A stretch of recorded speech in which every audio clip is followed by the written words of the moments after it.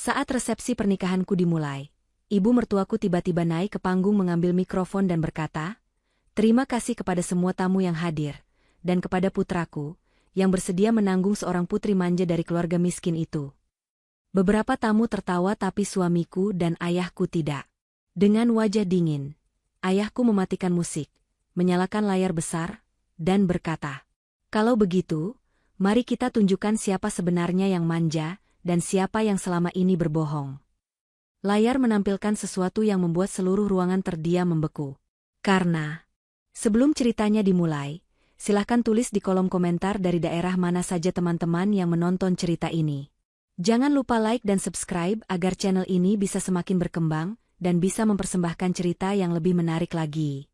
Suasana di dalam gedung resepsi pernikahan itu terasa begitu megah dan dingin.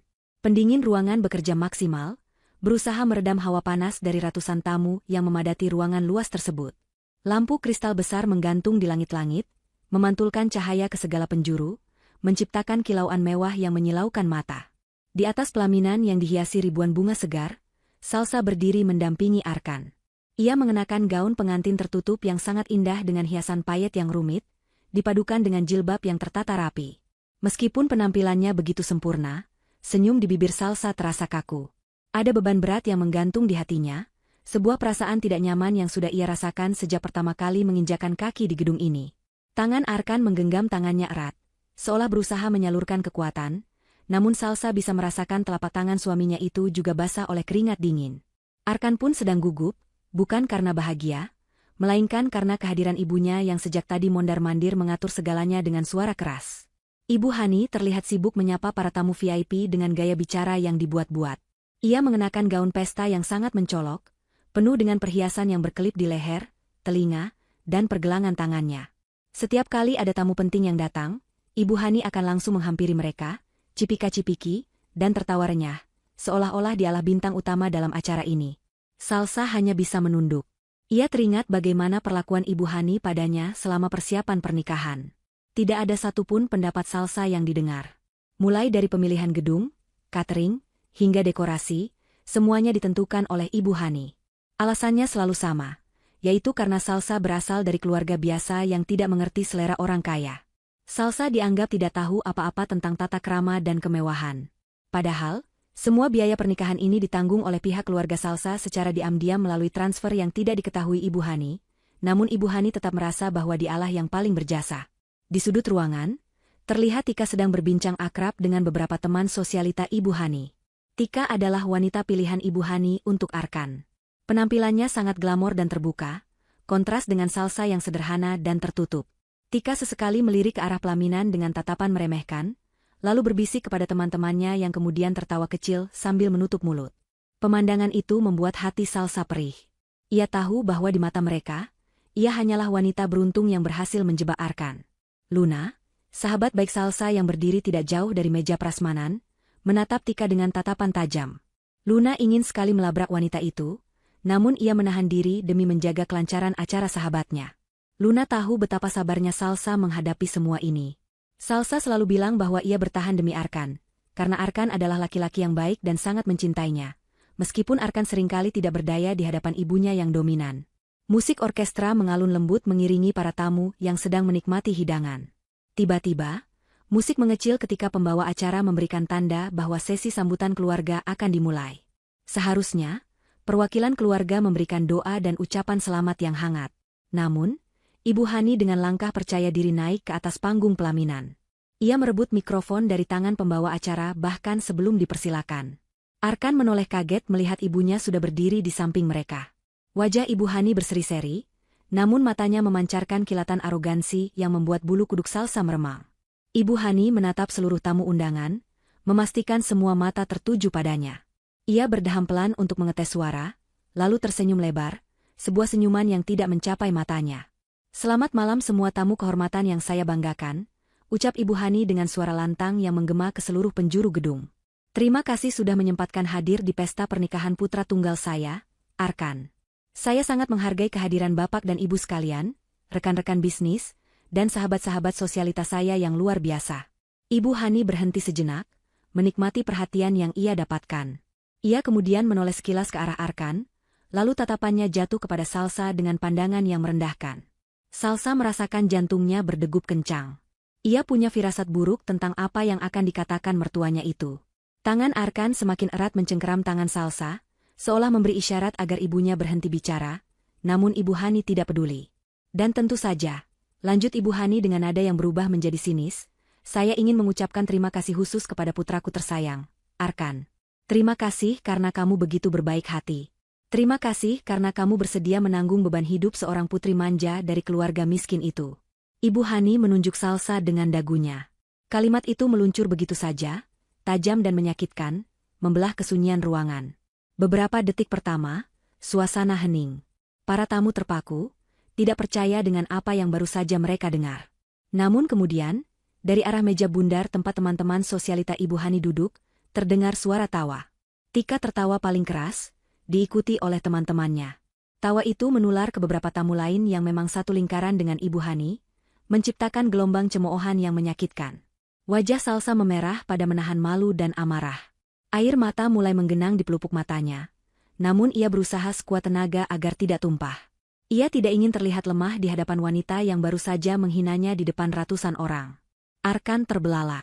Ia menatap ibunya dengan tatapan tidak percaya, mulutnya sedikit terbuka ingin memprotes. Namun suaranya tercekat. Ia tidak menyangka ibunya akan setega itu mempermalukan istrinya di hari bahagia mereka. Arkan merasakan kemarahan mulai mendidih di dadanya, namun ia masih bingung harus berbuat apa di tengah situasi yang begitu mendadak ini. Hinaan itu begitu terang-terangan, menyebut Salsa sebagai putri manja dari keluarga miskin, seolah-olah keberadaan Salsa di sana hanyalah sebagai benalu bagi Arkan. Namun, di tengah riuh rendah tawa yang merendahkan itu, ada dua orang pria yang tidak tertawa sama sekali.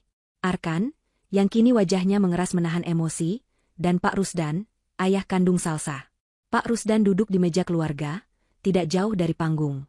Ia mengenakan setelan jas yang rapi namun sederhana, tanpa aksesori berlebihan. Wajahnya tenang, teramat tenang, namun matanya memancarkan aura dingin yang menakutkan. Pak Rusdan tidak berteriak. Ia tidak bangkit untuk memaki Ibu Hani. Ia hanya menatap wanita di atas panggung itu dengan tatapan tajam, seolah sedang melihat seekor serangga yang akan segera ia singkirkan. Perlahan, Pak Rusdan berdiri dari kursinya. Gerakannya tenang dan berwibawa. Pak Rusdan mengangkat tangan kanannya sedikit, memberi kode kepada seseorang di sudut ruangan belakang. Itu adalah isyarat yang sudah disepakati. Salsa melihat ayahnya berdiri, dan seketika itu juga ia merasakan sedikit ketenangan. Ia tahu ayahnya bukan orang sembarangan. Ayahnya mungkin terlihat seperti bapak-bapak biasa yang ramah, namun di balik itu, Pak Rusdan adalah sosok yang tegas dan sangat cerdas. Ketika Pak Rusdan memberi isyarat itu, tiba-tiba saja musik orkestra berhenti total. Lampu kristal besar yang menyilaukan itu padam seketika. Gedung resepsi menjadi gelap gulita, hanya menyisakan lampu darurat yang remang-remang. Tawa para tamu seketika berhenti, berganti dengan suara kasak-kusuk kebingungan. Ibu Hani terlihat panik di atas panggung, ia mengetuk-ngetuk mikrofon yang kini mati, bertanya-tanya apa yang terjadi pada acaranya yang sempurna. Kegelapan yang menyelimuti gedung resepsi itu, menciptakan suasana mencekam yang tiba-tiba. Orang-orang mulai berbisik, bertanya apakah ada pemadaman listrik atau kesalahan teknis. Ibu Hani, yang masih berdiri di tengah panggung, tampak gelisah. Ia berusaha mencari petugas teknisi dengan matanya, namun kegelapan menghalangi pandangannya. Arkan merangkul bahu Salsa, melindunginya dari kepanikan yang mulai tumbuh. Namun, kegelapan itu tidak berlangsung lama. Tiba-tiba, sebuah suara bariton yang berat dan berwibawa terdengar menggema melalui pengeras suara utama gedung. Suara itu bukan berasal dari mikrofon yang dipegang Ibu Hani, melainkan dari sistem audio pusat yang sudah diambil alih. Kalau begitu, mari kita tunjukkan siapa sebenarnya yang manja dan siapa yang selama ini berbohong. Suara Pak Rusdan terdengar jelas, tenang, namun penuh penekanan yang membuat siapa saja yang mendengarnya merinding. Bersamaan dengan kalimat itu, layar LED raksasa yang menjadi latar belakang pelaminan tiba-tiba menyala terang. Cahayanya yang menyilaukan membuat semua mata tamu otomatis tertuju ke sana. Ibu Hani menoleh ke belakang, matanya membelalak kaget melihat layar yang seharusnya menampilkan foto-foto prewedding kini, menampilkan sesuatu yang sama sekali berbeda. Video pertama yang muncul adalah rekaman CCTV berkualitas tinggi. Di dalam video itu, terlihat jelas sosok Ibu Hani sedang duduk di sebuah kantor kecil yang kumuh. Di hadapannya duduk seorang pria bertubuh besar dengan tato di lehernya. Tanggal dan waktu rekaman tertera jelas di pojok layar, menunjukkan kejadian itu baru terjadi 2 minggu yang lalu. Semua tamu terdiam, menyimak adegan itu. Dalam video tersebut, Ibu Hani terlihat menangis dan memohon-mohon. Suaranya terdengar jernih melalui pengeras suara gedung. "Tolong beri saya waktu lagi, Bang. Saya janji akan bayar bunganya minggu depan. Anak saya sebentar lagi menikah. Saya butuh uang tunai sekarang untuk sewa gedung dan beli perhiasan supaya tidak malu sama besan," ucap Ibu Hani dalam video itu. Pria bertato itu hanya tertawa meremehkan dan menyodorkan sebuah kertas perjanjian dengan bunga yang sangat tinggi. Belum hilang rasa kaget para tamu, video berganti ke rekaman berikutnya. Kali ini lokasinya di sebuah kafe mewah. Ibu Hani sedang duduk berhadapan dengan Tika. Mereka sedang menikmati kue dan minuman mahal. Di layar, Ibu Hani terlihat sedang menjelek-jelekkan Arkan. "Saya pusing sama Arkan. Kerjanya siang malam tapi uangnya tidak pernah cukup buat gaya hidup saya. Padahal saya kan ibunya, wajar dong kalau saya minta jatah lebih," kata Ibu Hani sambil menyuapkan kue ke mulutnya. Arkan yang berdiri di panggung terpaku menatap layar. Hatinya hancur berkeping-keping. Ia selama ini bekerja keras, lembur sampai sakit, demi memenuhi permintaan ibunya yang katanya untuk kebutuhan mendesak atau berobat, tapi ternyata uang itu digunakan untuk foya-foya dan membayar hutang lintah darat. Arkan merasa dikhianati oleh orang yang paling ia hormati. Klimaks dari tayangan itu adalah sebuah rekaman suara yang disertai foto Ibu Hani dan Tika yang sedang tertawa bersama. Rekaman suara itu diputar dengan volume maksimal. Terdengar suara Ibu Hani yang sangat jelas, memberikan instruksi kepada Tika. "Dengar ya, Tika. Biarkan saja Arkan menikahi Salsa dulu. Saya sudah selidiki, ayahnya si Salsa itu, Pak Rusdan, ternyata punya tanah warisan yang sangat luas di pinggir kota yang harganya miliaran. Kita pura-pura baik dulu. Nanti setelah kita berhasil menguasai hartanya lewat Arkan, baru kita tendang si Salsa miskin itu. Setelah itu, kamu bisa masuk menggantikan Salsa jadi istri Arkan.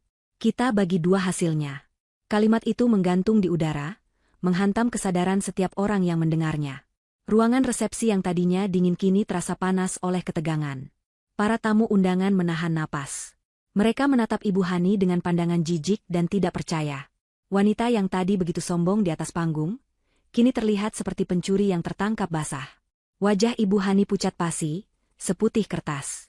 Ia tidak menyangka percakapan rahasianya bisa bocor dan ditayangkan di layar sebesar itu. Ia menoleh ke arah Tika yang berada di bawah panggung.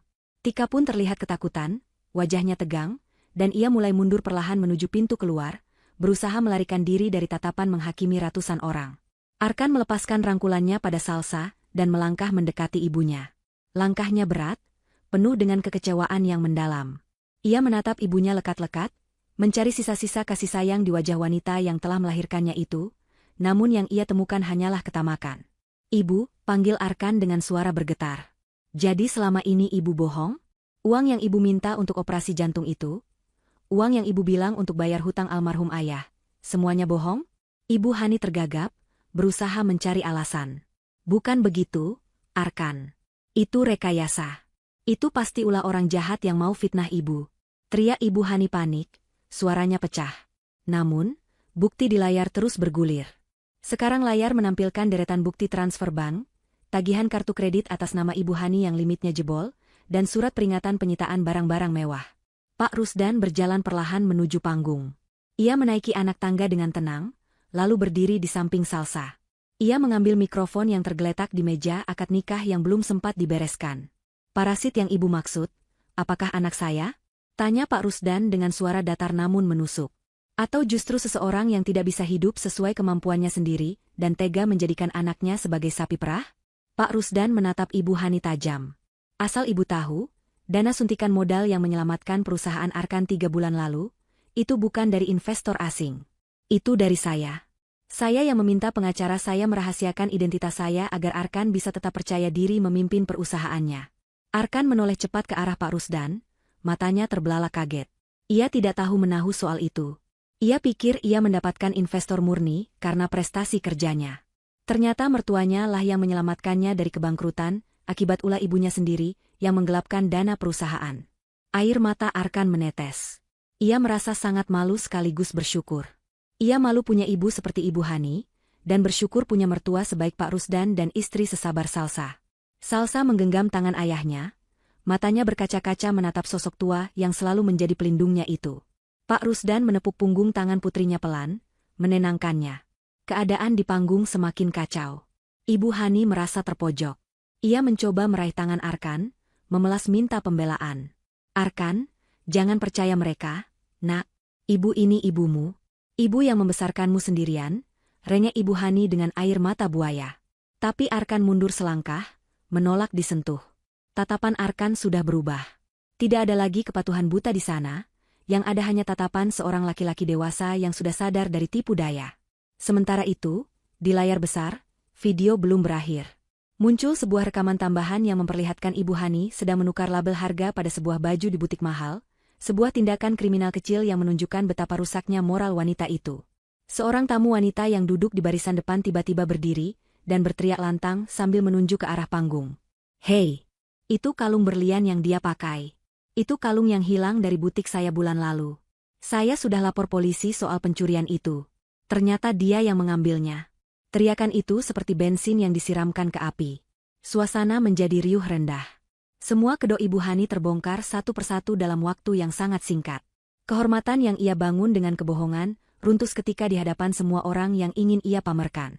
Teriakan wanita pemilik butik yang menuduh Ibu Hani mencuri kalung itu, seketika mengubah atmosfer ruangan menjadi sangat kacau.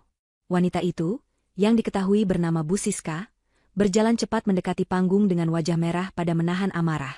Langkah kakinya yang menghentak lantai marmer terdengar tegas di sela-sela bisik-bisik para tamu yang semakin riuh. Ia tidak peduli lagi dengan tata krama pesta pernikahan. Baginya, melihat barang berharga miliknya yang hilang sebulan lalu kini melingkar di leher orang yang selama ini bersikap angkuh padanya, adalah sebuah penghinaan yang tak termaafkan. Ibu Hani refleks memegang lehernya, berusaha menutupi kalung berlian itu dengan telapak tangannya yang berkeringat dingin. Wajahnya yang tadi pucat kini berubah menjadi tegang penuh ketakutan. Matanya bergerak liar mencari jalan keluar, namun ia terkepung oleh tatapan ratusan pasang mata yang menghakimi. Arkan yang berdiri tidak jauh dari ibunya hanya bisa terdiam kaku. Otaknya berusaha mencerna situasi yang bertubi-tubi menghantam logikanya. Ibunya, sosok yang selama ini ia hormati dan ia biayai mati-matian, ternyata menyimpan sisi gelap yang begitu memalukan. Bu Siska berhenti tepat di depan tangga panggung, menunjuk wajah Ibu Hani dengan telunjuk yang gemetar karena emosi. Jangan berani-beraninya kamu menyangkal, Hani. Kalung itu pesanan khusus dari Eropa. Ada inisial nama saya yang diukir kecil di balik liontinnya. Kalau kamu tidak percaya, ayo kita buktikan sekarang juga di depan semua orang, tantang Bu Siska dengan suara lantang. Ibu Hani menggeleng keras, berusaha membela diri meski suaranya terdengar sumbang dan panik. Sembarangan kamu bicara. Ini hadiah dari anakku. Arkan yang membelikan ini untukku minggu lalu sebagai hadiah ulang tahun. Teriak Ibu Hani, mencoba melemparkan tanggung jawab kepada putranya. Ia berharap Arkan akan melindunginya, berbohong demi menjaga marwah ibunya di depan umum. Semua mata kini beralih menatap Arkan, menunggu konfirmasi dari sang pengantin pria. Arkan merasakan dadanya sesak. Ia menatap ibunya dengan pandangan nanar.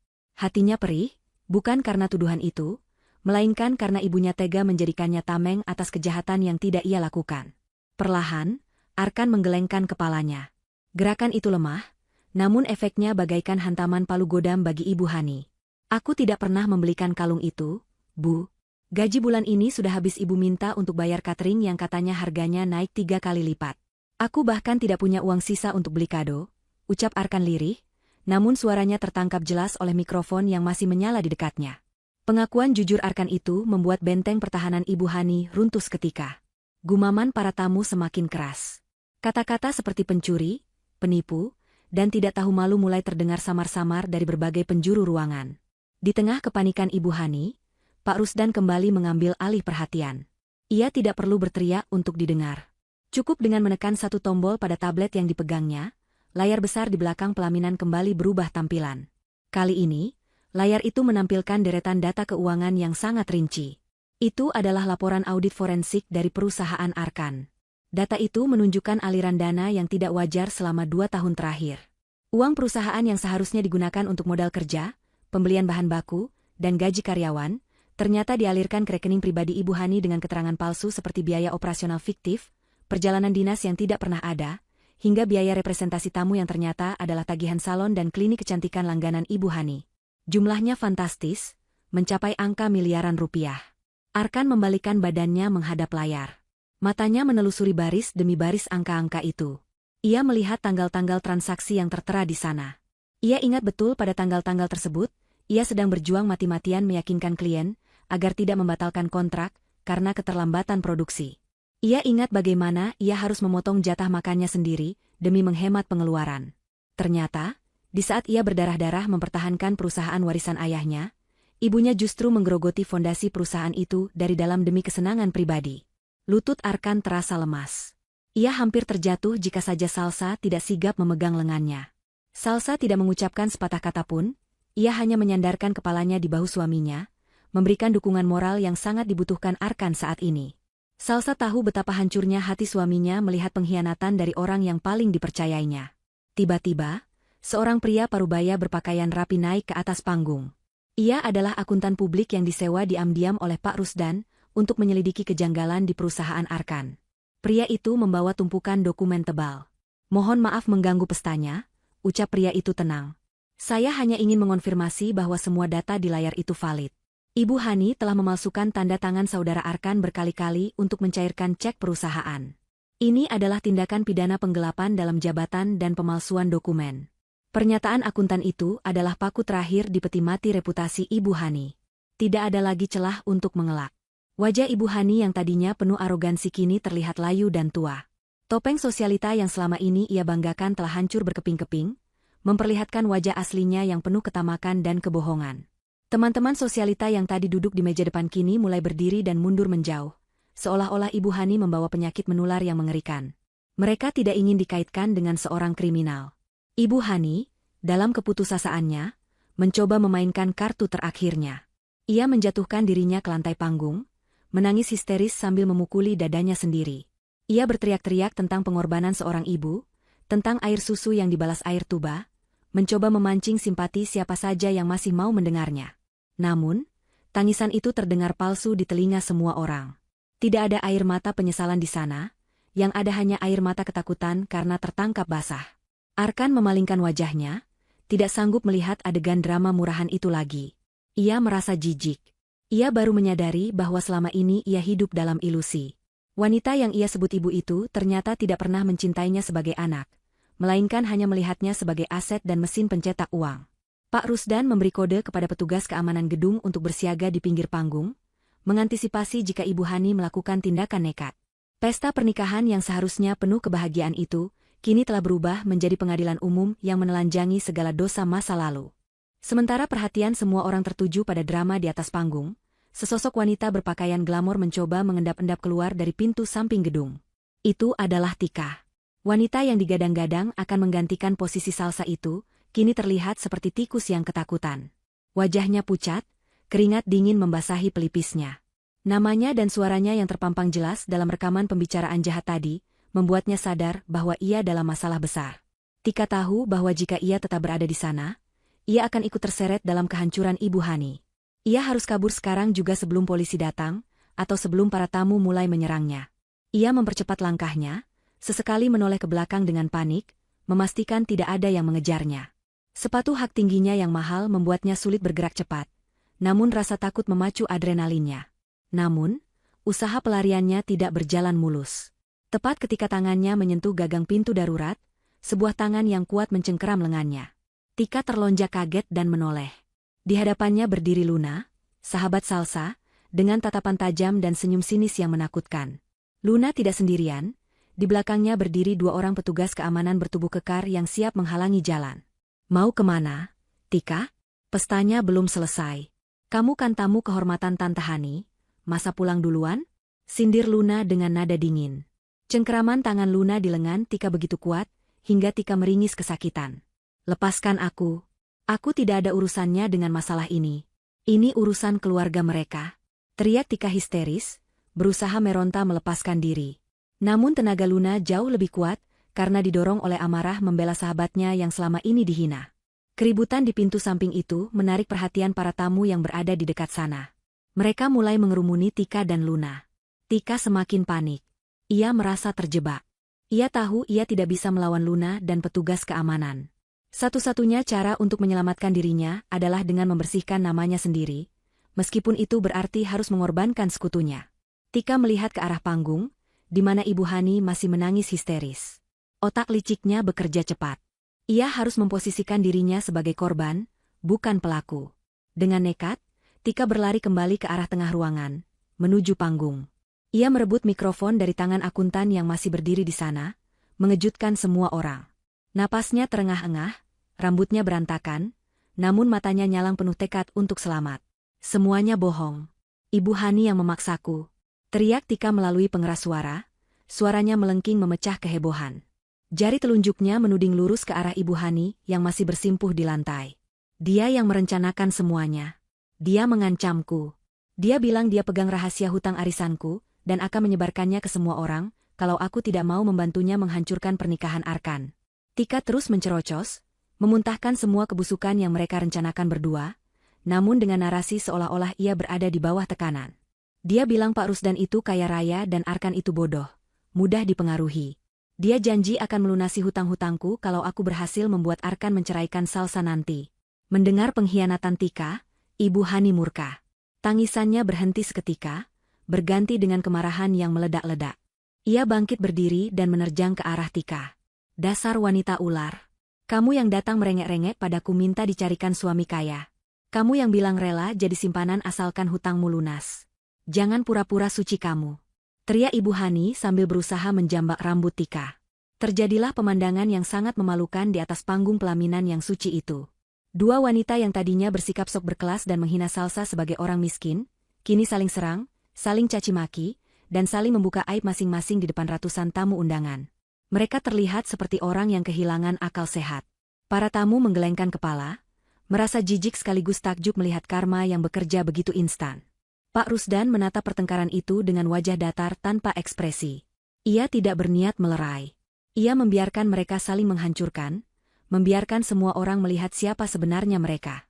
Namun, Pak Rusdan tahu ini sudah cukup. Pesta ini harus diakhiri dengan sebuah pukulan telak yang akan memastikan Ibu Hani tidak akan pernah bisa bangkit lagi untuk mengganggu putrinya. Pak Rusdan kembali memberi isyarat kepada operator layar. Gambar di layar besar berganti lagi. Kali ini bukan video atau rekaman suara, melainkan sebuah dokumen resmi dengan kop surat pengadilan dan stempel merah yang menyala. Judul dokumen itu terbaca jelas oleh semua orang, Surat Penyitaan Aset. Di bawah judul itu, tertera daftar aset yang disita oleh bank karena gagal bayar yang sudah jatuh tempo berbulan-bulan. Daftar itu mencakup rumah mewah tempat tinggal Ibu Hani, mobil sedan keluaran terbaru yang sering ia pamerkan, hingga tanah warisan yang ternyata sudah lama digadaikan secara diam-diam. Ibu Hani dan Tika yang sedang bertengkar seketika berhenti. Mata Ibu Hani terpaku pada layar. Ia mengenali surat itu. Itu adalah surat peringatan terakhir yang ia terima seminggu lalu, dan ia sembunyikan rapat-rapat. Ia tidak menyangka bank akan bergerak secepat ini, dan ia lebih tidak menyangka lagi Pak Rusdan bisa mendapatkan salinan dokumen itu. Rumahmu sudah kosong sejak tadi sore, Hani. Suara Pak Rusdan kembali terdengar, memotong keheningan yang mencekam. Tim eksekusi bank sudah datang dan menyegel semuanya. Semua barang-barang mewahmu, tas-tas, lukisan, semuanya sudah diangkut untuk dilelang. Mulai detik ini, kamu tidak punya tempat tinggal. Kamu tidak punya mobil. Kamu tidak punya apa-apa selain baju yang melekat di badanmu itu. Pak Rusdan mengucapkan kalimat itu dengan nada yang sangat tenang, namun efeknya mematikan. Ibu Hani terhuyung ke belakang. Kakinya tidak kuat lagi menopang tubuhnya. Dunianya runtuh total. Ia kehilangan muka, kehilangan kepercayaan anaknya, kehilangan sekutunya, dan kini ia kehilangan seluruh hartanya. Ia menjadi gelandangan dalam satu malam. Fakta bahwa ia kini miskin, lebih miskin daripada orang-orang yang sering ia hina, menghantam egonya dengan sangat keras. Ia menatap sekeliling, berharap ada satu saja wajah yang menaruh belas kasihan padanya, namun nihil. Bahkan Tika pun kini menatapnya dengan pandangan menyalahkan, seolah berkata bahwa ini semua salah Ibu Hani yang tidak becus mengatur rencana. Salsa yang berdiri di samping ayahnya, hanya menatap mertuanya dengan pandangan iba. Meskipun Ibu Hani telah berbuat jahat padanya, Salsa tidak merasa senang melihat kehancuran seseorang sampai sebegini parahnya. Namun Salsa juga sadar, ini adalah konsekuensi dari pilihan Ibu Hani sendiri. Benih kesombongan yang ia tanam bertahun-tahun, kini ia tuai buah pahitnya dalam satu malam yang panjang. Sirine mobil polisi sayup-sayup terdengar dari kejauhan, semakin lama semakin mendekat, menandakan bahwa babak baru penderitaan Ibu Hani di ranah hukum akan segera dimulai. Kenyataan pahit bahwa dirinya telah jatuh miskin dan tidak memiliki tempat tinggal lagi, membuat pertahanan jiwa Ibu Hani hancur seketika. Wanita yang selama ini selalu mendongakkan kepala dengan angku itu, kini terlihat begitu kerdil di tengah panggung megah yang seharusnya menjadi saksi kejayaannya. Tubuhnya gemetar hebat, bukan karena dinginnya pendingin ruangan, melainkan karena ketakutan yang mencekam akan masa depan yang suram. Dalam kepanikan yang memuncak, insting bertahan hidupnya bekerja liar. Ia tahu hanya ada satu orang di ruangan ini yang mungkin masih memiliki sisa belas kasihan padanya. Ia menoleh ke arah Arkan, putra tunggalnya yang selama ini selalu menuruti segala kemauannya tanpa banyak bertanya. Ibu Hani merangkak di lantai panggung, mengabaikan gaun mewahnya yang terseret kotor dan pandangan jijik dari ratusan pasang mata. Ia mendekati kaki Arkan dan memeluk erat kaki putranya itu. Tangisnya pecah, melengking menyedihkan memenuhi ruangan yang hening. Arkan, tolong ibu, nak. Jangan diam saja. Usir mereka semua. Usir mertuamu yang jahat ini. Dia mau menghancurkan kita, Arkan. Dia mau memisahkan kita. Teriak Ibu Hani histeris sambil mengguncang-guncang kaki Arkan. Ia mencoba membangkitkan rasa bersalah dalam diri anaknya, senjata andalan yang selalu berhasil ia gunakan bertahun-tahun lamanya. Ingat siapa yang melahirkanmu, Arkan. Ingat siapa yang menyuapimu saat kecil. Masa kamu tega melihat ibumu dihina dan dibikin gembel begini oleh orang asing? Arkan berdiri kaku seperti patung. Ia merasakan cengkeraman tangan ibunya di kakinya, cengkeraman yang dulu ia anggap sebagai bentuk kasih sayang, namun kini terasa seperti rantai besi yang mengekang kebebasannya. Arkan menunduk, menatap wajah ibunya yang basah oleh air mata dan luntur oleh riasan tebal. Dulu, ia akan langsung luluh melihat ibunya menangis. Dulu, ia akan melakukan apa saja, bahkan berhutang sana-sini, asalkan ibunya tersenyum kembali. Tapi hari ini berbeda. Hatinya sudah beku. Fakta-fakta yang terpampang di layar besar tadi telah membunuh rasa hormatnya. Ia melihat ibunya bukan lagi sebagai malaikat pelindung, melainkan sebagai sosok manipulatif yang tega mengorbankan anaknya sendiri demi gengsi semata. Perlahan namun pasti, Arkan membungkuk. Bukan untuk memeluk ibunya, melainkan untuk melepaskan tangan ibunya dari kakinya. Ia menepis tangan itu dengan tegas, sebuah gerakan penolakan yang belum pernah ia lakukan seumur hidupnya. Ibu Hani ternganga kaget, tubuhnya terhuyung ke belakang karena dorongan halus namun bertenaga dari putranya. Arkan menegakkan tubuhnya kembali, menarik napas panjang, dan mengambil mikrofon yang tergeletak di meja dekatnya. Ia memandang berkeliling, menatap wajah-wajah tamu undangan, lalu pandangannya berhenti pada Salsa yang berdiri diam di samping ayahnya. Arkan melihat ketulusan di mata Salsa, wanita yang tetap bertahan di sampingnya meski terus dihina. "Cukup, Bu," suara Arkan terdengar berat dan bergetar, namun penuh ketegasan yang baru. "Sandiwara Ibu sudah selesai. Tidak ada lagi yang perlu ditutupi." Arkan memberi jeda sejenak, membiarkan kalimatnya meresap. "Mulai hari ini, detik ini juga, aku berhenti. Aku berhenti menjadi boneka Ibu. Aku berhenti menjadi mesin ATM Ibu. Aku bukan lagi sapi perah yang bisa Ibu ambil susunya sampai mati hanya untuk memuaskan gaya hidup Ibu yang tidak masuk akal itu." Ibu Hani mencoba menyela, membuka mulutnya untuk memprotes, tapi Arkan mengangkat tangannya, menghentikan ibunya bicara. "Ibu bilang Salsa adalah beban? Ibu bilang dia putri manja dari keluarga miskin?" Arkan tertawa getir, sebuah tawa yang menyeratkan kepedihan mendalam. "Asal Ibu tahu, wanita yang Ibu hina inilah yang selalu mengingatkan aku untuk mentransfer uang bulanan buat Ibu, bahkan saat kami sendiri harus makan mie instan di akhir bulan. Wanita ini yang tidak pernah menuntut dibelikan barang mewah, karena tahu gajiku habis untuk bayar hutang Ibu.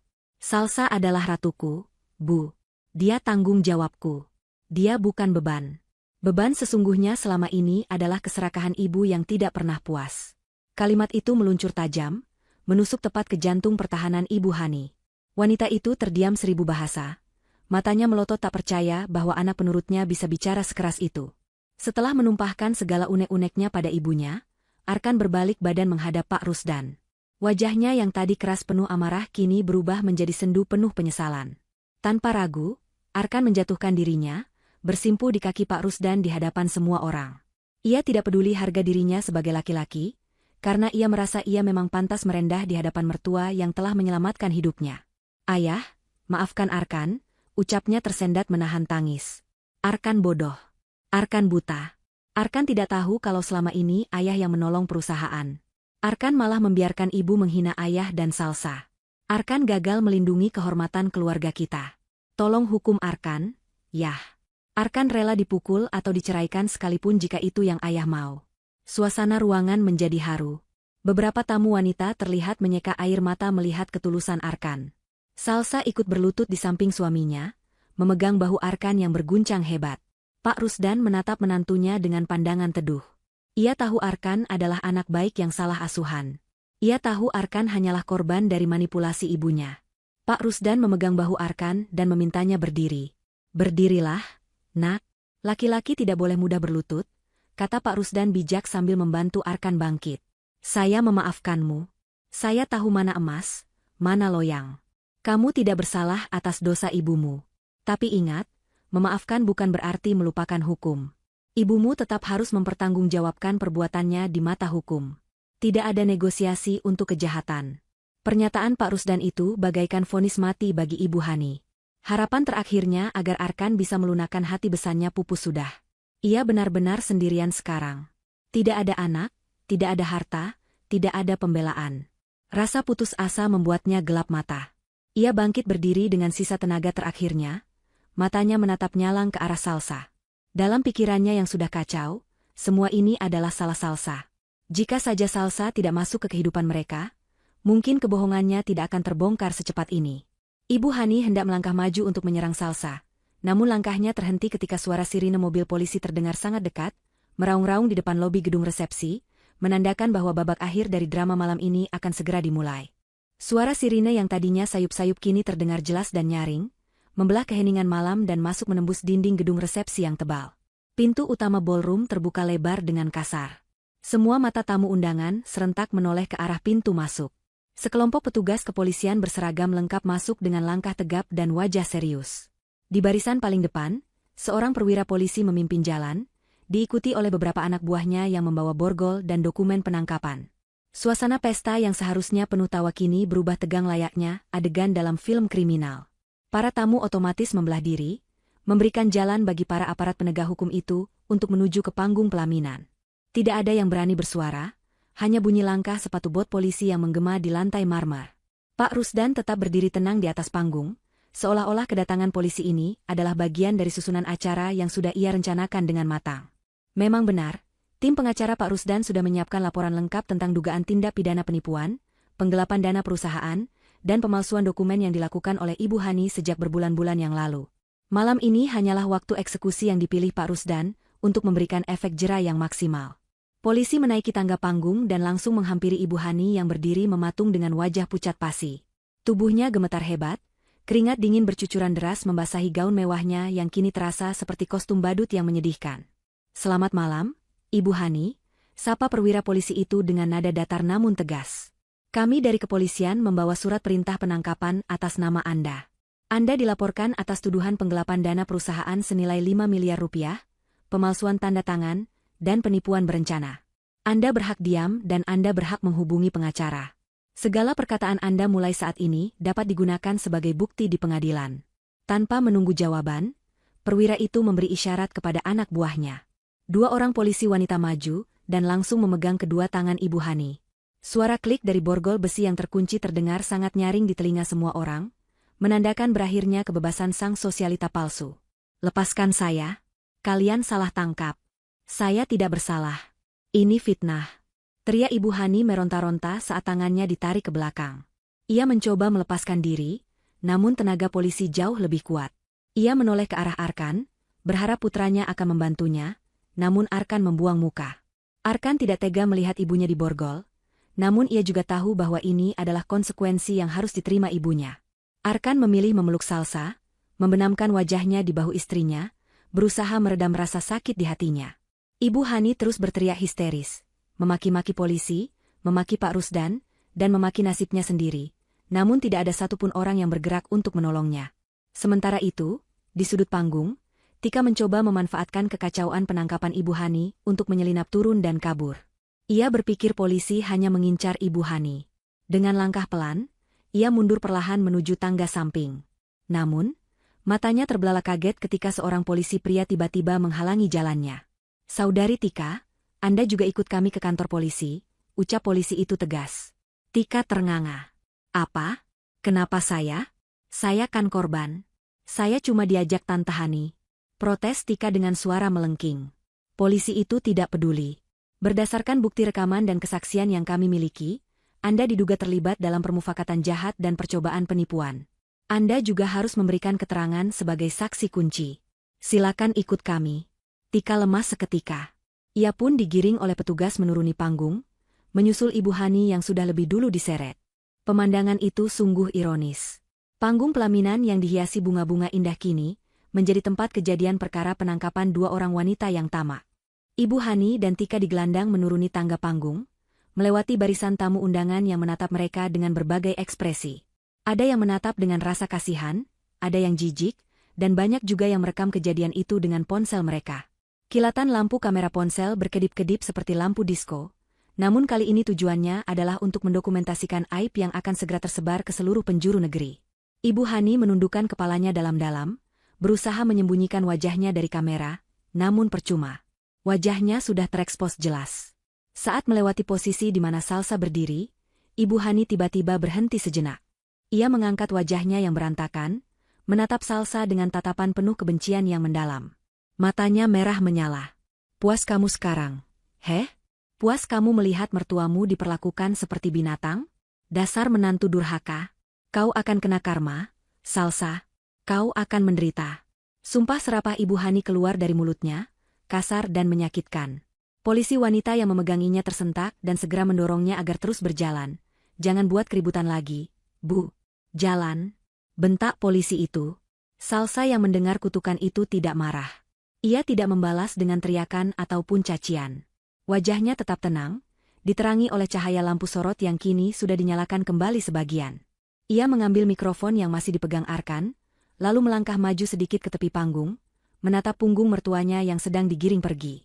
Suara Salsa terdengar lembut namun tegas, mengalun ke seluruh ruangan, menghentikan langkah Ibu Hani sejenak.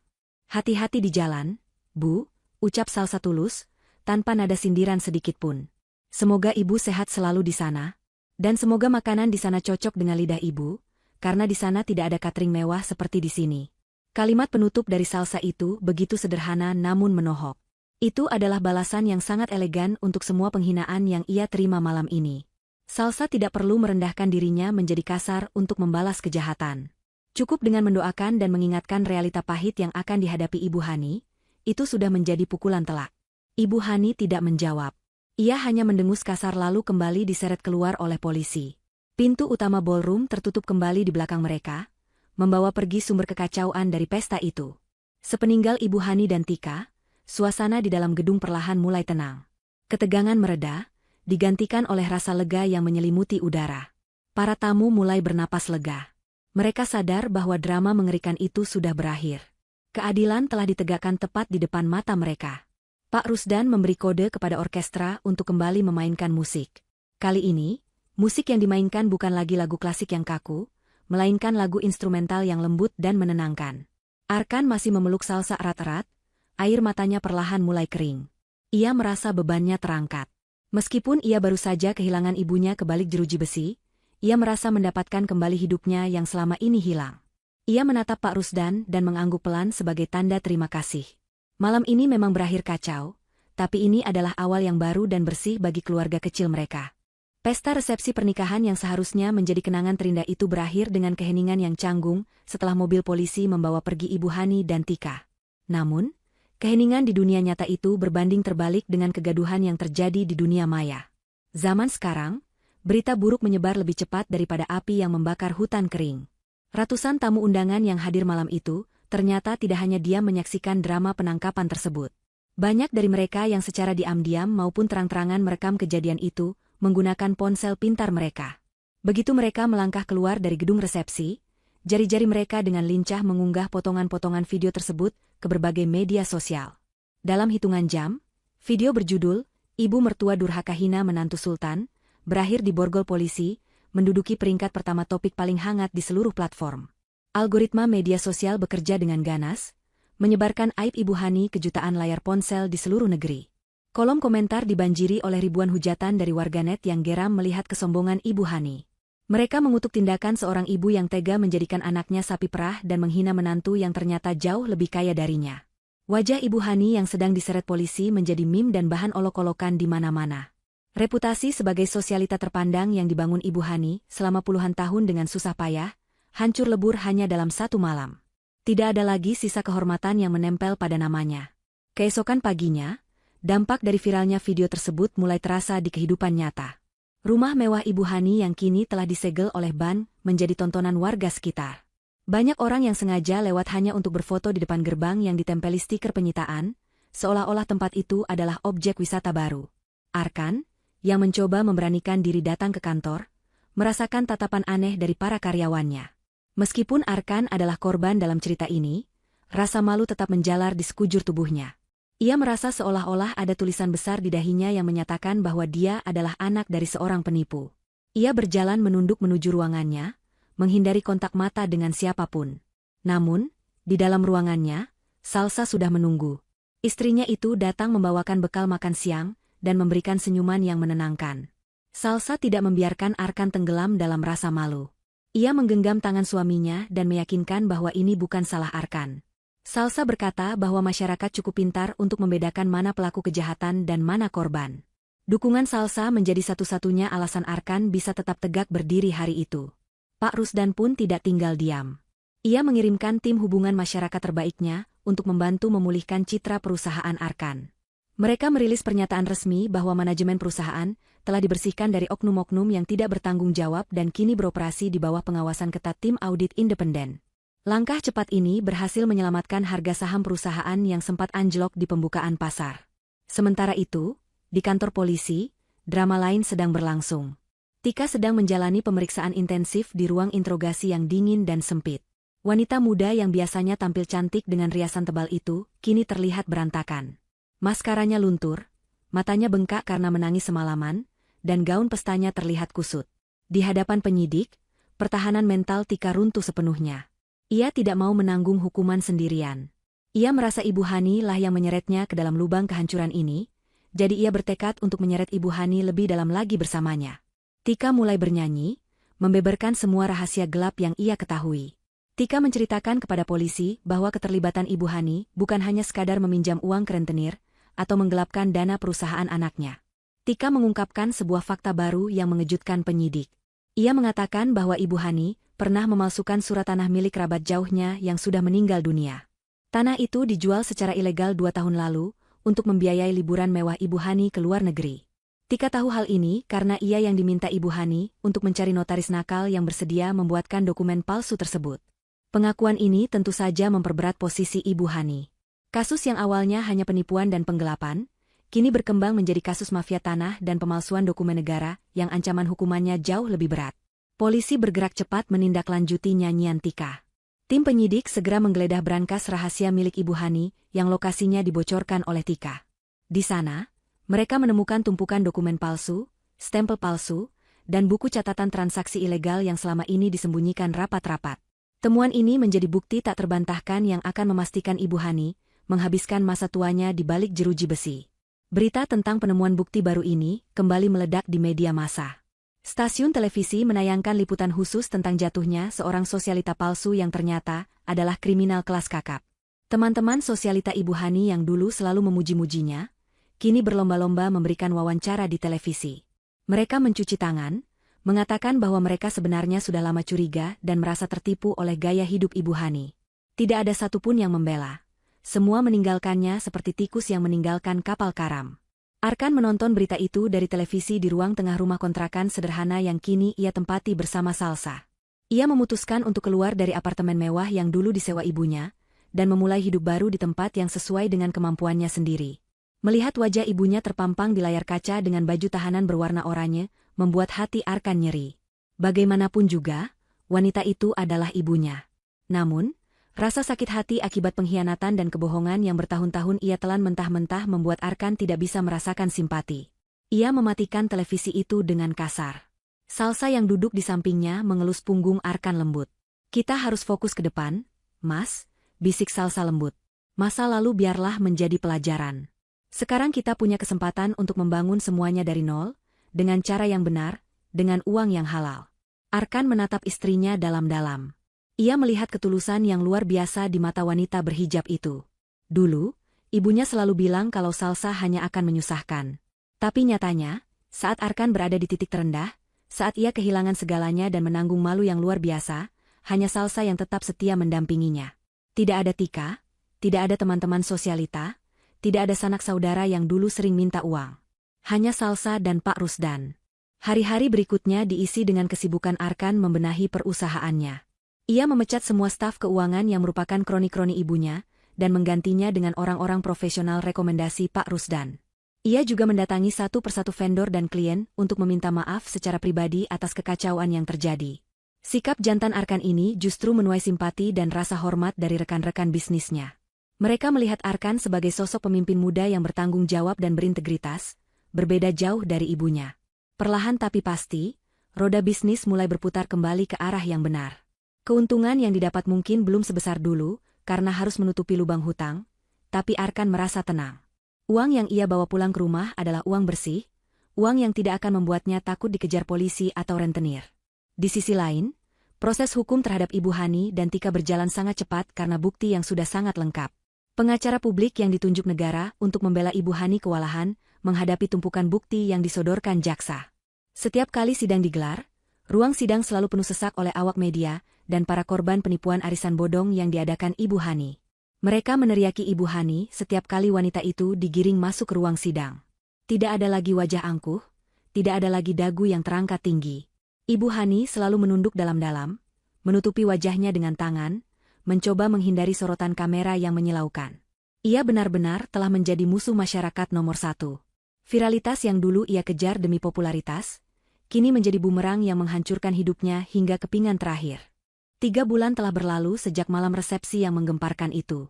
Waktu berjalan dengan dua kecepatan yang berbeda bagi dua sisi kehidupan yang kini terpisah tembok tebal penjara.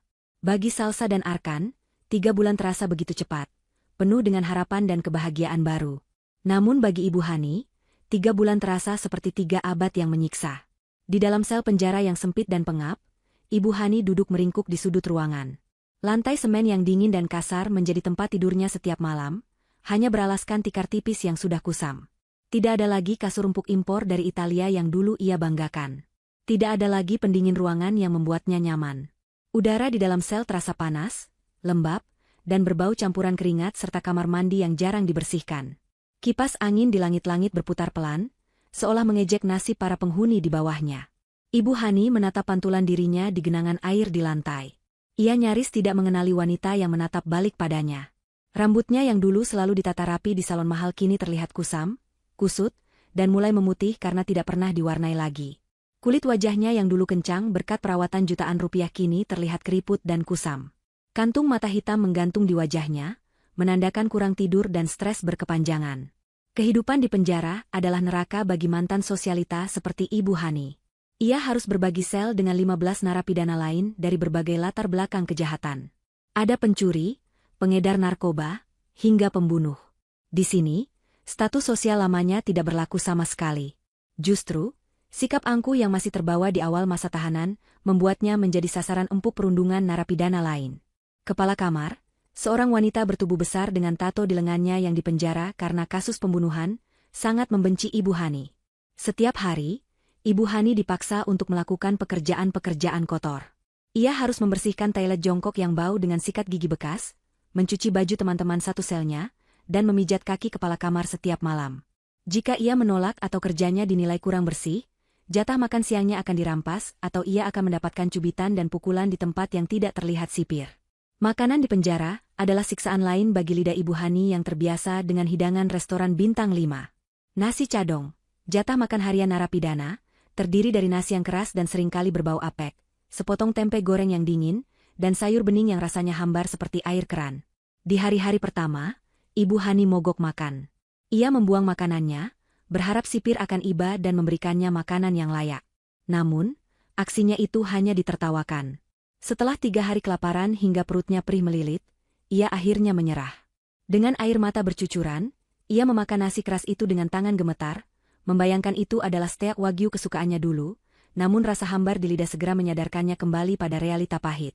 Sementara Ibu Hani menderita dalam kurungan, kehidupan Arkan dan Salsa di luar sana sedang mekar-mekarnya. Mereka tinggal di sebuah rumah mungil di pinggiran kota yang asri. Rumah itu tidak besar, tidak ada kolam renang atau pilar marmer, tapi rumah itu penuh dengan kehangatan. Sore itu, Arkan pulang kerja lebih awal. Ia membawa sebungkus martabak manis kesukaan Salsa. Salsa menyambutnya di depan pintu dengan senyuman lebar dan ciuman di punggung tangan. Arkan memeluk istrinya erat, menghirup aroma sabun mandi yang segar, aroma yang menenangkan jiwanya. Mereka duduk berdua di teras rumah, menikmati martabak sambil menatap langit sore yang berwarna jingga. Arkan merasa sangat damai. Tidak ada lagi telepon dari penagih hutang yang menerornya setiap jam. Tidak ada lagi rengekan ibunya yang minta dibelikan tas baru. Gaji bulanannya kini bisa ia atur dengan bijak. Sebagian untuk kebutuhan rumah tangga, sebagian ditabung untuk persiapan masa depan, dan sebagian lagi ia sisihkan untuk sedekah. Ia merasa menjadi laki-laki seutuhnya, kepala keluarga yang mampu menafkahi istrinya dengan cara yang halal. Salsa pun tampak lebih bahagia. Wajahnya berseri-seri, jauh lebih cantik daripada saat ia harus memendam perasaan tertekan menghadapi mertuanya dulu. Mereka berbincang tentang rencana akhir pekan, tentang keinginan Salsa menanam bunga di halaman depan, dan tentang impian-impian sederhana mereka yang kini terasa sangat mungkin untuk dicapai. Kontras kehidupan ini begitu nyata. Kebebasan yang sederhana ternyata jauh lebih nikmat daripada kemewahan yang dibangun di atas kepalsuan. Kembali ke penjara, situasi Ibu Hani semakin terjepit. Ia kehabisan uang pegangan. Di dalam penjara, uang adalah segalanya. Uang dibutuhkan untuk membeli sabun mandi yang layak, untuk membeli makanan tambahan di kantin koperasi agar tidak perlu makan nasi cadong setiap hari, dan yang paling penting, untuk membayar uang keamanan kepada kepala kamar agar tidak diganggu. Simpanan uang tunai yang ia selundupkan saat pertama kali masuk sudah habis tak bersisa. Teman-temannya tidak ada yang mau menjenguk apalagi mengirim uang. Satu-satunya harapan Ibu Hani adalah Arkan. Ia yakin, seburuk apapun perlakuan dia dulu, Arkan adalah anak kandungnya. Darah lebih kental daripada air, pikirnya. Arkan pasti tidak akan tega membiarkan ibunya kelaparan dan menderita begini. Dengan sisa harga diri yang ia kesampingkan, Ibu Hani memohon kepada sipir penjaga untuk diizinkan menggunakan telepon umum wartel yang tersedia di area penjara. Setelah merayu dan menjanjikan akan membayar nanti setelah anaknya mentransfer uang, sipir itu akhirnya mengizinkan Ibu Hani menelepon selama 3 menit. Tangan Ibu Hani gemetar saat memegang gagang telepon yang kotor dan berminyak itu. Ia menekan nomor ponsel Arkan yang sudah ia hafal di luar kepala. Hatinya berdebar kencang, merangkai kata-kata manis dan sedih untuk meluluhkan hati putranya. Nada sambung terdengar. Tut, tut.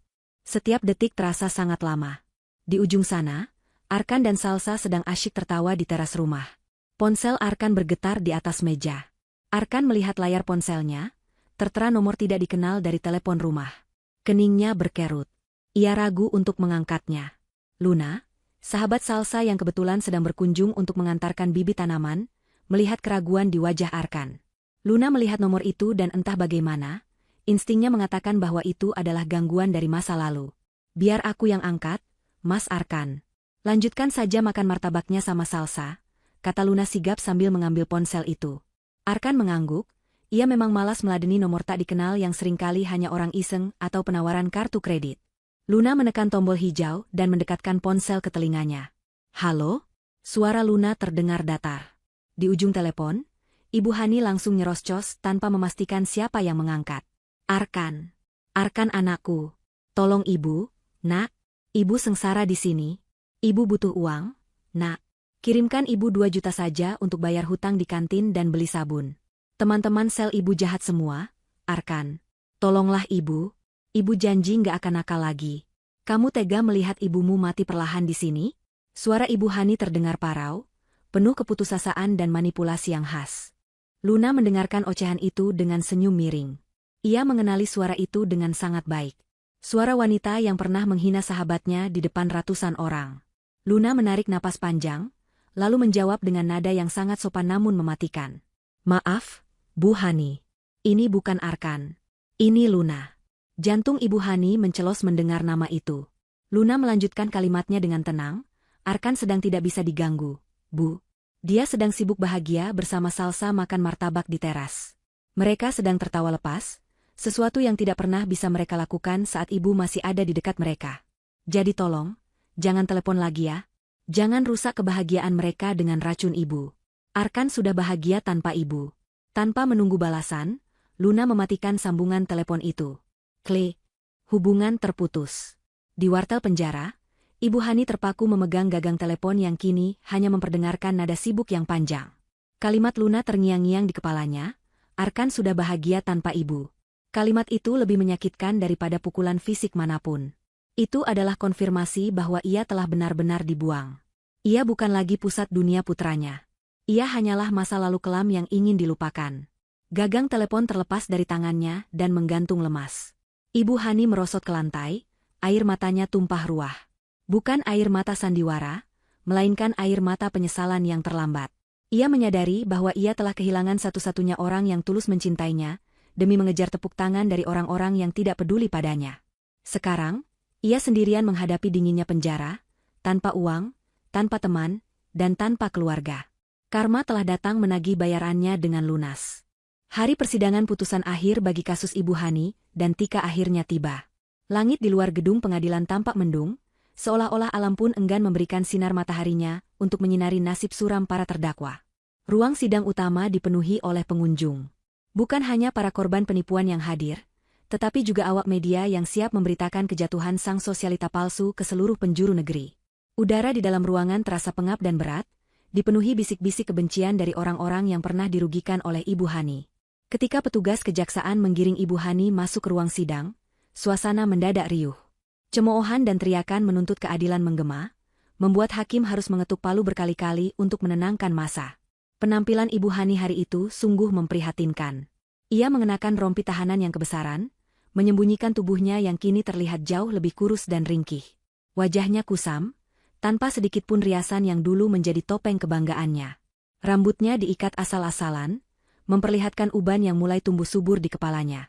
Ia berjalan menunduk, menghindari tatapan mata ratusan orang yang seolah ingin menelannya hidup-hidup. Di kursi terdakwa lain, duduk Tika. Mantan sekutu yang kini menjadi musuh bebuyutan itu juga tampak tak terurus. Tika menatap Ibu Hani dengan sorot mata penuh dendam.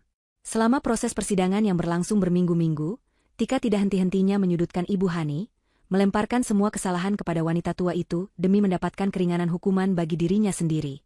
Namun strategi itu justru menjadi bumerang yang menghancurkan mereka berdua, karena semakin banyak fakta busuk yang terungkap ke permukaan. Pak Rusdan hadir duduk di kursi saksi paling depan.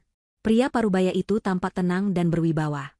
Ia tidak menunjukkan ekspresi kemarahan yang meledak-ledak, namun aura ketegasannya terasa sangat kuat. Saat hakim meminta keterangan terakhir, Pak Rusdan menyampaikan kesaksiannya dengan suara yang stabil dan jelas. Ia memaparkan bagaimana Ibu Hani memanipulasi Arkan selama bertahun-tahun, bagaimana wanita itu memalsukan dokumen perusahaan, hingga bagaimana ia merencanakan untuk menguasai aset tanah warisan keluarga Pak Rusdan dengan cara-cara licik. Setiap kalimat yang keluar dari mulut Pak Rusdan, bagaikan paku yang ditancapkan ke peti mati masa depan Ibu Hani. Tidak ada celah untuk membantah, karena semua didukung oleh bukti otentik yang telah diserahkan oleh tim pengacara Pak Rusdan. Ibu Hani hanya bisa menangis dalam diam, air matanya jatuh membasahi rompi tahanannya, namun tidak ada satu orang pun di ruangan itu yang merasa iba. Tangisan itu dianggap sebagai air mata buaya yang sudah terlambat. Tibalah saat yang paling dinantikan, pembacaan vonis oleh majelis hakim. Suasana ruang sidang menjadi hening seketika, tegang menanti keputusan. Hakim ketua, seorang pria tua berkacamata tebal, membacakan pertimbangan hukum dengan nada monoton namun mematikan. Ia menyatakan bahwa terdakwa Hani terbukti secara sah dan meyakinkan melakukan tindak pidana penipuan berkelanjutan, penggelapan dalam jabatan, dan pemalsuan dokumen negara. Tidak ada hal yang meringankan karena terdakwa tidak menunjukkan itikat baik untuk mengembalikan kerugian para korban dan justru berbelit-belit selama persidangan. Jantung Ibu Hani berdetak kencang, seolah mau copot dari rongganya. Ia meremas tangannya sendiri yang dingin dan berkeringat. Mengadili, ucap hakim dengan suara lantang, menjatuhkan pidana kepada terdakwa Hani dengan pidana penjara selama 12 tahun. Selain itu, seluruh aset yang masih tersisa atas nama terdakwa akan disita oleh negara dan dilelang untuk mengganti kerugian para korban. Palu hakim diketuk 3 kali dengan keras. Tok, tok, tok. Suara ketukan itu terdengar seperti lonceng kematian bagi kehidupan Ibu Hani.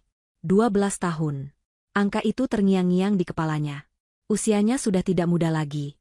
12 tahun di penjara berarti ia akan menghabiskan sisa masa produktif dan masa tuanya di balik jeruji besi. Ia akan keluar sebagai nenek tua renta yang tidak punya siapa-siapa dan tidak punya apa-apa. Tika pun tidak luput dari hukuman. Ia divonis 5 tahun penjara karena terbukti membantu kejahatan Ibu Hani.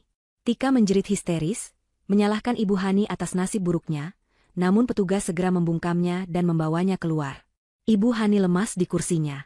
Kakinya tidak mampu menopang tubuhnya untuk berdiri. 2 orang petugas wanita harus memapahnya untuk membawanya keluar dari ruang sidang. Saat ia digiring melewati lorong pengadilan menuju mobil tahanan, matanya menangkap sebuah pemandangan yang menyayat hati. Di salah satu dinding lorong, terdapat sebuah televisi layar datar yang sedang menayangkan berita siang. Langkah Ibu Hani terhenti sejenak, matanya terpaku pada layar itu. Di sana, di dalam kotak kaca elektronik itu, ia melihat wajah putranya, Arkan. Namun, itu bukan Arkan yang ia kenal dulu. Arkan yang ada di layar TV terlihat gagah, percaya diri, dan tersenyum lepas. Arkan sedang diwawancarai oleh seorang reporter di depan sebuah gedung baru yang megah. Teks berita berjalan di bawah layar tertulis. Pengusaha muda Arkan bangkit dari keterpurukan, resmikan proyek perumahan subsidi untuk rakyat menengah ke bawah. Dalam wawancara itu, Arkan berbicara tentang visinya untuk menyediakan hunian layak bagi orang-orang yang membutuhkan, sebuah proyek idealis yang dulu selalu diejek Ibu Hani sebagai proyek rugi. Di samping Arkan, berdiri Salsa yang setia mendampingi, dan Pak Rusdan yang menatap menantunya dengan bangga. Reporter itu bertanya kepada Arkan, apa rahasia kebangkitan Anda setelah skandal yang sempat viral beberapa bulan lalu? Ibu Hani menahan napas, berharap Arkan akan menyebut namanya, mungkin mengirimkan salam atau setidaknya mengakui keberadaannya. Namun, jawaban Arkan sungguh menohok.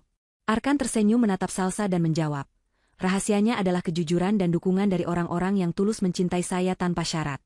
Istri saya, Salsa, dan ayah mertua saya, Pak Rusdan, adalah pilar yang membuat saya tetap berdiri. Saya belajar bahwa harta yang paling berharga bukanlah kemewahan, melainkan integritas dan keluarga yang saling menjaga. Masa lalu adalah pelajaran mahal yang sudah saya tutup bukunya. Arkan tidak menyebut nama ibunya sama sekali. Ia bahkan tidak menyebut kata, ibu. Bagi Arkan, bab kehidupan bersama ibunya yang toksik sudah benar-benar selesai. Ia telah menghapus jejak ibunya dari kesuksesannya yang baru. Ibu Hani merasa dadanya sesak, seolah ada batu besar yang menghimpit paru-parunya. Rasa sakit karena diabaikan oleh anak kandung sendiri ternyata jauh lebih menyakitkan daripada vonis 12 tahun penjara. Ia menyadari bahwa ia telah kehilangan segalanya. Harta hasil menipunya sudah ludes disita, nama baiknya hancur, dan satu-satunya orang yang seharusnya merawatnya di hari tua kini telah membuangnya dari ingatan. Petugas menarik lengan Ibu Hani dengan kasar, memaksanya untuk terus berjalan. Ayo jalan, Bu. Jangan nonton TV terus. Bentak petugas itu. Ibu Hani terseret langkahnya, air mata mengalir deras di pipinya yang keriput. Ia menangis bukan karena sedih, melainkan karena rasa penyesalan yang teramat dalam dan tak berujung. Ia teringat masa lalu, saat Arkan masih kecil, saat ia masih menjadi ibu yang baik sebelum ia terbutakan oleh harta dan gengsi.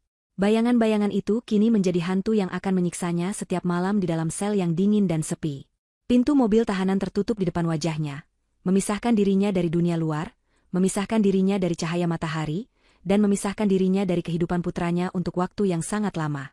Karma telah datang dengan cara yang paling sempurna, mengambil semua yang ia cintai sebagai bayaran atas kesombongan yang ia pelihara selama ini.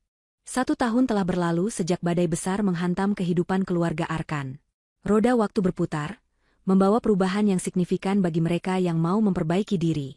Sore itu, di halaman belakang rumah Pak Rusdan yang luas dan asri, sedang diadakan sebuah acara syukuran sederhana.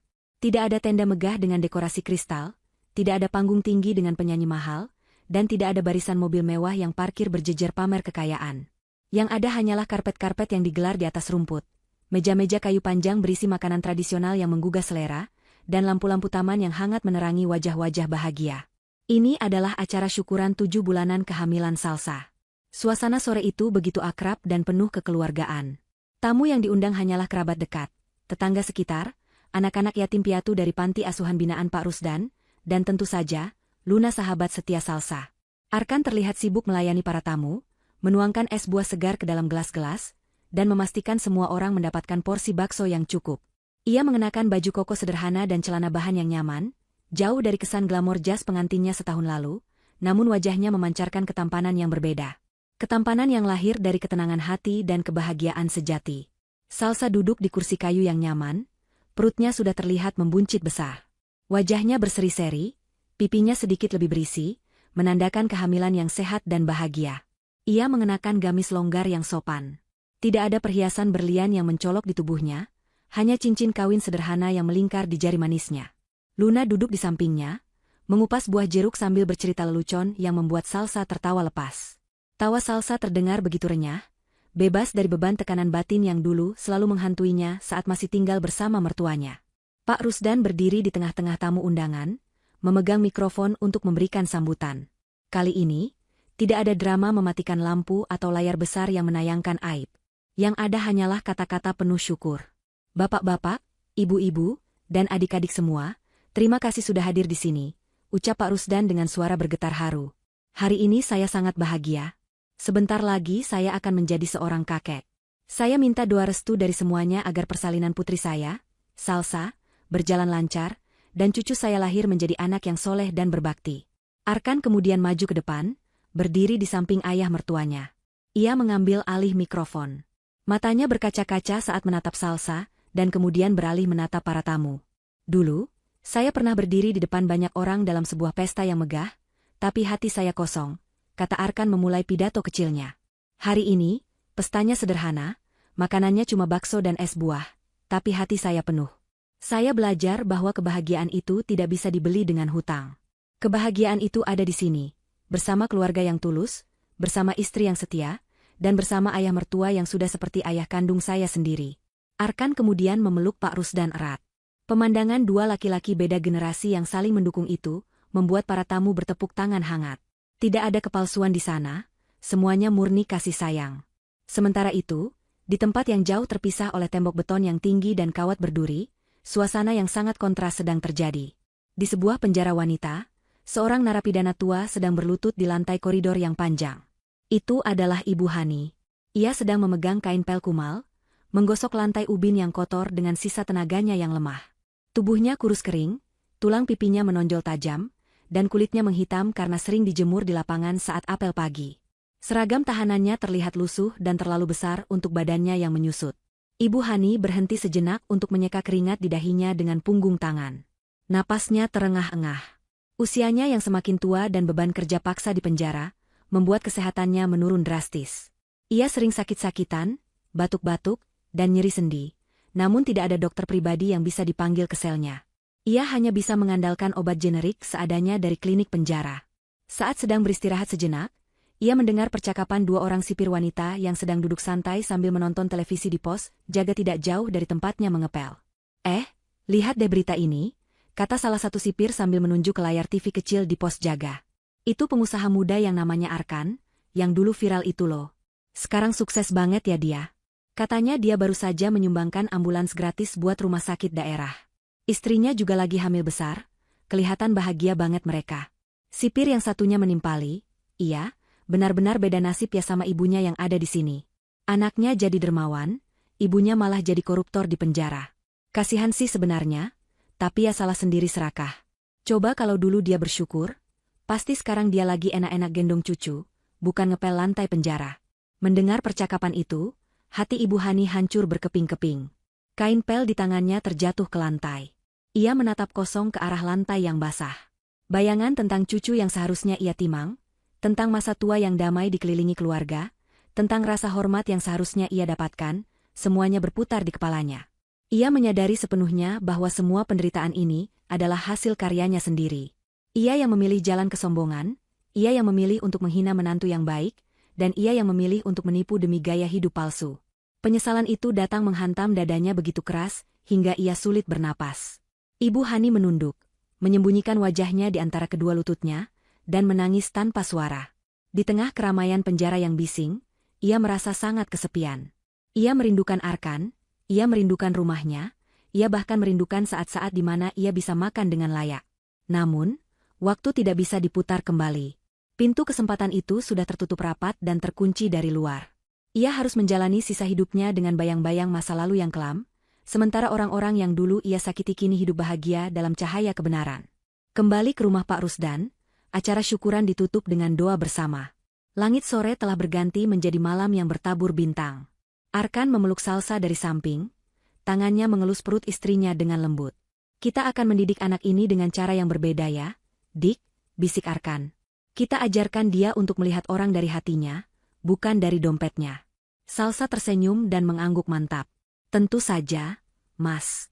Dia akan tumbuh menjadi manusia yang kaya hati, bukan manusia yang gila hormat.